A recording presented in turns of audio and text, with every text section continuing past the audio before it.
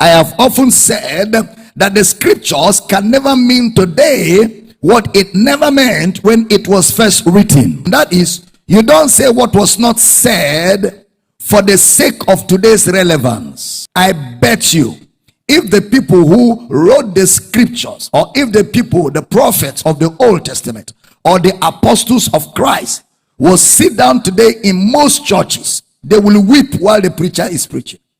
Because what they will be hearing is not at all what they wrote or what they communicated. And the vehemence and the intensity and the energy with which today's preachers are communicating falsehood is very alarming. I have told you, as long as scriptures are not rightly divided, whatever the man is saying is a lie. Have I said that? I want to repeat it again. It doesn't matter who. It doesn't matter who it is. All of us are subject to the authority of scriptures. None of us are the scriptures subject to. So anybody, I don't care who you are, who does not rightly divide scriptures will arrive at a lie. And he will communicate and feed his audience lies. The truth of scripture can only be found when it is rightly divided.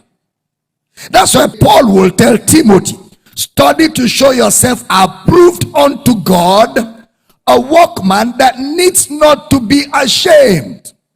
Rightly, so a preacher that does not want embarrassment and shame must calm down and rightly divide scripture, because if not, one of these days there are some bad boys. They will take his message on video and match it with our message on video, and they will allow you to check the Bible for yourself. Okay, so today we're taking a look at context application. Does Dr. Abel Damina always apply context to all he teaches? He talks about context every time.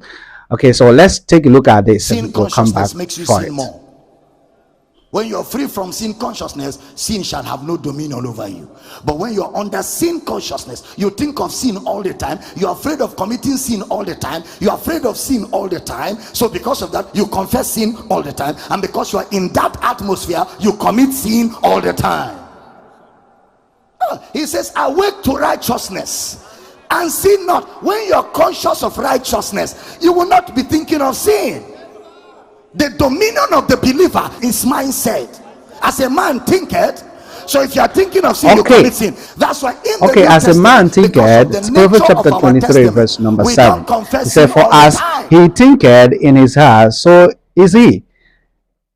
Are you there? Okay, so but this verse is saying something different from what is being understood traditionally. If you apply context to what the king is trying to say here, King Solomon is trying to say here, you understand what the man of God is trying to say.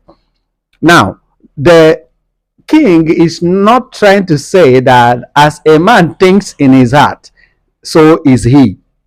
That's not what the king is trying to say.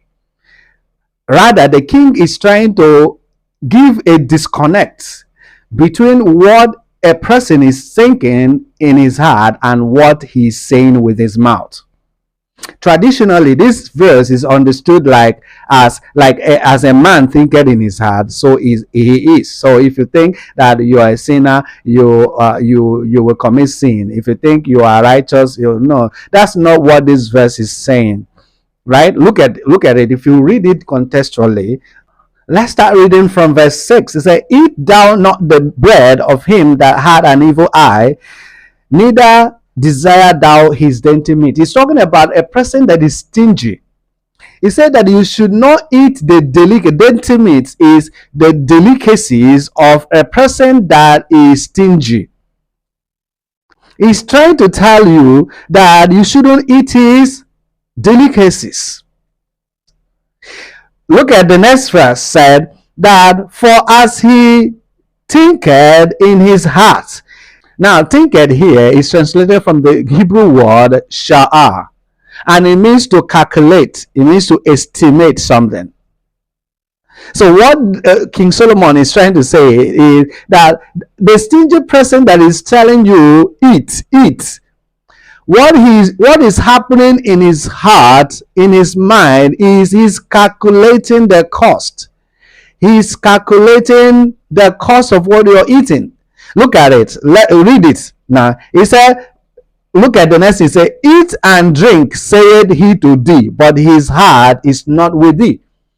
He said, as he's telling you, eat and drink, what is coming out from his mouth is different from what is happening in his heart. There is a disconnect between what he says with his mouth and what is going on in his heart. He said that he is calculating the cost as he's telling you, eat and drink, eat and drink. He said, but as he's telling you, eat and drink, his heart is not with you because he's calculating the cost. Look at the next verse. The morsel which thou hast eaten shalt thou vomit and lose thy sweet words. He said that when you now find out that what he had been saying all along is different from what's going on in his mind, that you would have, look at what he said, that you would feel like vomiting what you have eaten. And the praises that you have given to him concerning the food would have been a waste. Are you there? So that's what the author is trying to say. He's trying to paint a disconnect between what is going on in the mind of a stingy man and what is coming out from his mouth. He said that you should be careful when you are eating the dainty meat, the delicacies of a stingy man, because as he's telling you eat and drink, what is going on in his mind is calculation. He's estimating the cost of what you're eating, and he's telling you eat and drink, but his heart, his mind is not with you. His mind is not saying the same thing as what his mouth is saying. But later on you will find out that what this man have been saying all along, eat and drink, is not actually coming from his heart. Is at that time when you realize that, you will feel like vomiting that food, that delicacy you have eaten. And you will find out that all the praises, because the food is delicious now, all the praises, all the good words, the sweet words that you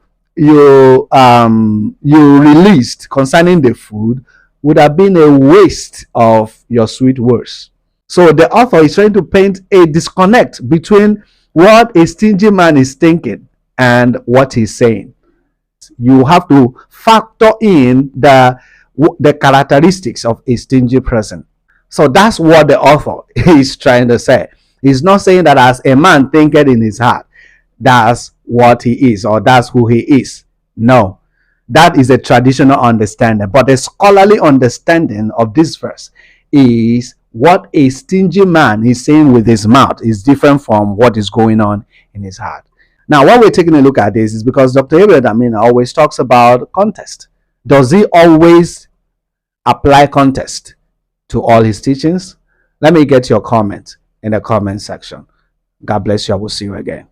I bet you, if the people who wrote the scriptures, or if the people, the prophets of the Old Testament, or the apostles of Christ, will sit down today in most churches, they will weep while the preacher is preaching. Because what they will be hearing is not at all what they wrote or what they communicated.